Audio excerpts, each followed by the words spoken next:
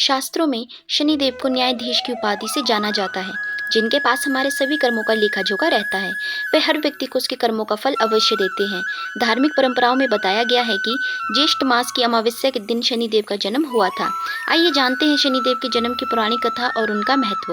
नमस्ते फ्रेंड्स, मैं भारती शर्मा और स्वागत है आपका मेरे YouTube channel total talent with knowledge में। स्कंद पुराण की कथा के अनुसार शनिदेव की माता का नाम छाया और उनके पिता का नाम सूर्यदेव है। सूर्यदेव का विवाह राजा दक्ष की कन्या संज्ञा से हुआ था। फिर छाया और शनिदेव से सूर्यदेव का संबंध कैसे हुआ, जानते हैं इस कथा के बारे में। जब देवी संज्ञा का विवाह सूर्यदेव से हुआ तो वे सूर्यदेव के तेज से परेशान थी। वह सूर्यदेव के तेज को कम करना चाहती थी। समय व्यतीत होने के साथ ही संज्ञा ने सूर्यदेव के 3 संतानों को जन्म दिया। उनका नाम मनु, यमुना और यमराज है। उन्होंने अब सूर्यदेव को तेज को कम करने के लिए एक उपाय सोचा ताकि सूर्यदेव इस बारे में न जाने और संतानों के पालन पोषण में भी कोई समस्या ना हो। उन्होंने अपने तपोबल से अपने ही समान दूसरी स्त्री को प्रकट किया, जिसका नाम स्वर्णा रखा। उनको छाया भी कहते हैं। उन्होंने छाया से कहा कि अब से तुम सूर्यदेव और बच्चों के साथ रहोगी। इस बारे में किसी को पता नहीं चलना चाहिए।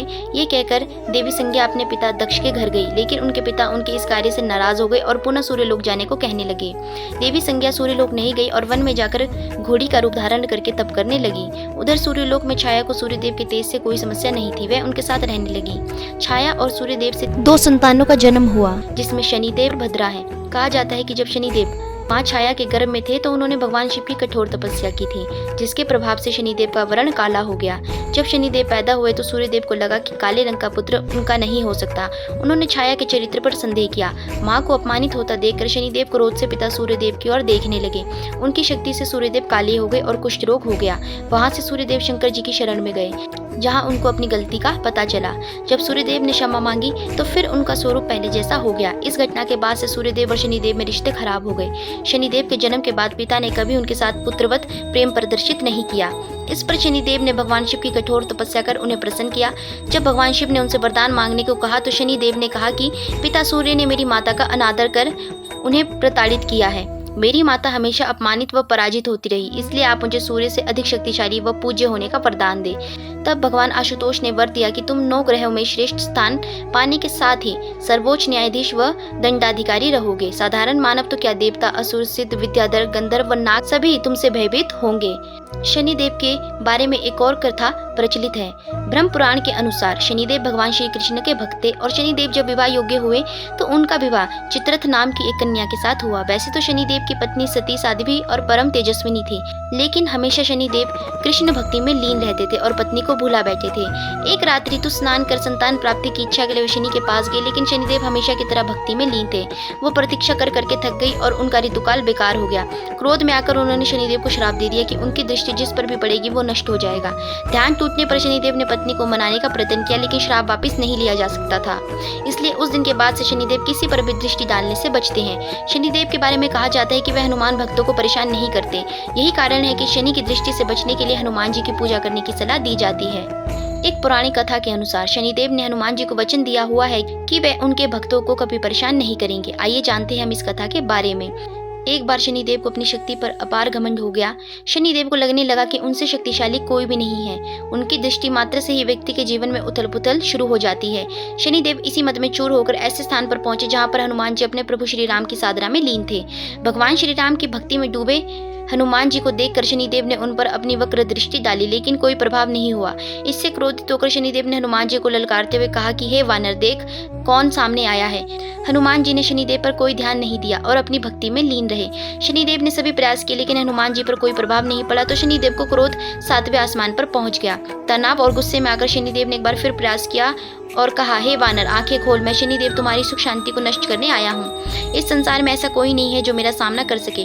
शनिदेव को यह विश्वास था कि ऐसा करने से हनुमान जी भयभीत हो जाएंगे और क्षमा मांगेंगे, लेकिन ऐसा कुछ भी नहीं हुआ। बहुत प्रयास करने पर हनुमान जी ने बहुत ही सहज भाव से पूछा कि महाराज, आप कौन हैं? इस बात को सुनकर शनिदेव को क्रोध आ गया। अभी इसी समय मैं तुम्हारी राशि में प्रवेश करने जा रहा हूँ, तब समझ आएगा कि मैं कौन हूँ। इस बार भी हनुमान जी ने शनिदेव से कहा कि आप कहीं और जाएं और उन्हें अपने प्रभु का स्मरण करने दें, विघ्न न डाले। शनिदेव को हनुमान जी की ये बात कतई पसंद नहीं आई कि वह ध्यान लगाने जा रहे हैं। उन्होंने हनुमान जी की भुजा पकड़ ली और अपनी तरफ खींचने लगे। हनुमान जी को लगा जैसे उनकी भुजा को किसी ने दहकते अंगारों पर रख दिया। उन्होंने तुरंत एक झटके से अपनी भुजा शनिदेव की पकड़ से छुड़ाई। इसके बाद शनि ने विकराल रूप धारण कर उनकी दूसरी बाह को पकड़ने की कोशिश की तो हनुमान जी को हल्का सा क्रोध आ गया और उन्होंने अपनी पूंछ में शनिदेव को लपेट लिया। शनिदेव का अहंकार और क्रोध तब भी कम नहीं हुआ। शनिदेव हनुमान जी से बोले, तुम तो क्या, प्रिय श्री राम भी मेरा कुछ नहीं बिगाड़ सकते। इस पर हनुमान जी को अत्यंत क्रोध आ गया और पूंछ में लपेटकर शनिदेव को पहाड़ों पर, वृक्षों पर खूब उठा कर पटका और रगड़ा। इससे शनिदेव की हालत खराब हो गई। शनिदेव ने मदद मांगी और रक्षा करने के लिए कहा, लेकिन कोई भी देवता मदद के लिए आगे नहीं आया। अंत में शनिदेव को अपनी गलती का एहसास हुआ और बोले, दया करे वानरराज, मुझे अपनी उद्दंडता का फल मिल गया है, मुझे क्षमा करे, भविष्य में आपकी छाया से भी दूर रहूंगा।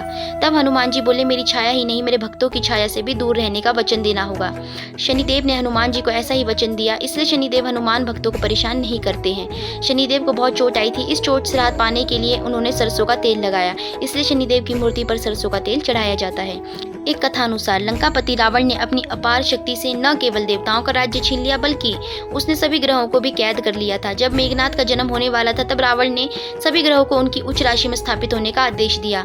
उसके भय से ग्रस्त ग्रहों को भविष्य में घटने वाली घटनाओं को लेकर बड़ी चिंता सताने लगी। पर मेघनाथ के जन्म के ठीक पहले शनिदेव ने अपनी राशि बदल दी। इस कारण मेघनाथ अपराजय व दीर्घायुवान नहीं हो सका। रावण ने क्रोध में आकर शनि के पैर पर गदा से प्रहार किया। इस कारण शनिदेव की चाल में लचक आ गई। शनिदेव नवग्रहों में सबसे उग्र स्वभाव का ग्रह माना गया है, लेकिन शनिदेव जिस पर प्रसन्न हो जाए उसके भाग्य खुल जाते हैं। आइए अब हम आपको शनिदेव और राजा विक्रमादित्य की कथा के बारे में सुनाते हैं। एक बार सभी ग्रहों में सर्वश्रेष्ठ होने को लेकर विवाद हो गया। जब समस्या का हल नहीं निकला तो सूर्य, चंद्र, मंगल, बुध, गुरु, शुक्र, शनि, राहु और केतु इंद्रदेव के पास गए। इंद्रदेव भी इसका निर्णय नहीं कर पाए। फिर सभी ग्रह इंद्रदेव के कहने पर पृथ्वी पर न्यायप्रिय राजा विक्रमादित्य के पास पहुंचे। राजा विक्रमादित्य के पास पहुंचकर सभी ग्रहों ने अपने आने का कारण बताया। राजा विक्रमादित्य ने काफी सोच विचार के बाद 9 धातु स्वर्ण, रजत, कांस्य, पीतल, सीसा, रांगा, जस्ता, अभ्रक और लोह के सिंहासन बनवाए। धातुओं के गुणों के अनुसार उन्हें क्रमानुसार रखवा दिया। फिर ग्रहों से अपने अपने सिंहासन पर बैठने को कहा और बोला, जो सबसे पहले बैठेगा वही श्रेष्ठ होगा। राजा विक्रमादित्य के निर्णय को सुनकर शनिदेव क्रोधित हो गए, क्योंकि उनका आसन लोहा सबसे आखिरी में रखा था। स्वयं को सबसे छोटा जानकर वे नाराज हो गए। शनिदेव ने चेतावनी के अंदाज में कहा कि राजा, आपने मेरा अपमान किया, आप मेरी शक्तियों से परिचित नहीं हैं। शनि की महादशा में व्यक्ति का सर्वनाश हो जाता है। शनिदेव क्रोध में राजा की सभा से चले गए, लेकिन कुछ दिन बाद राजा विक्रमादित्य पर शनि की महादशा शुरू हो गई। शनिदेव घोड़ों का व्यापारी बनकर उनके राज्य में आए। राजा विक्रमादित्य ने उनके घोड़े खरीदने का आदेश दिया। एक बार राजा विक्रमादित्य उनमें से एक घोड़े पर सवारी कर रहे थे तो वो घोड़ा उन्हें जंगल में ले गया और गायब हो गया। भूखे प्यासे राजा को एक चरवाहे ने पानी पिलाया तो राजा ने उसे अंगूठी दे दी और राज्य में जाने का रास्ता पूछा। नगर में आकर राजा विक्रमादित्य एक सेठ के यहाँ आराम कर रहे थे। राजा के कुछ देर वहाँ बैठने पर सेठ की बहुत कमाई हुई। उसने उन्हें भाग्यवान व्यक्ति समझा और अपने घर ले गया। सेठ के घर में सोने का हार खूंटी पर लटका था। सेठ घर से बाहर गया तो एक आश्चर्यजनक घटना हुई। अचानक हार गायब हो गया। सेठ ने राजा पर चोरी का आरोप लगा दिया और नगरी के राजा ने राजा विक्रमादित्य के हाथ पैर कटवा दिए।